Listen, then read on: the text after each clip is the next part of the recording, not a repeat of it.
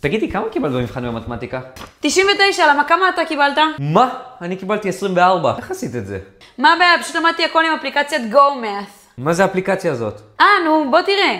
תסתכל, יש לך כאן באפליקציה את כל מה שאתה צריך בשביל להצליח. שיעורים, מבחנים, תרגול, פשוט הכל. אבל אם אני בכיתה ו' ואני מתקשה בחומר? מה הבעיה? יש לך 5 דרגות קושי. תעשה את זה פשוט לפי הרמה שלך. ואם למדנו משהו בכיתה ואין את החומר באפליקציה?